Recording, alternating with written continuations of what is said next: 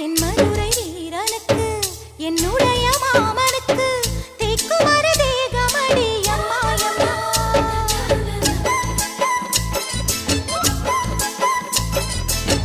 மாமன் பெற்ற பெண்ணுனக்கு மையெழுதும் கண் எதுக்கு என்னை வந்து கொல்லுதடி அம்மாயம்மா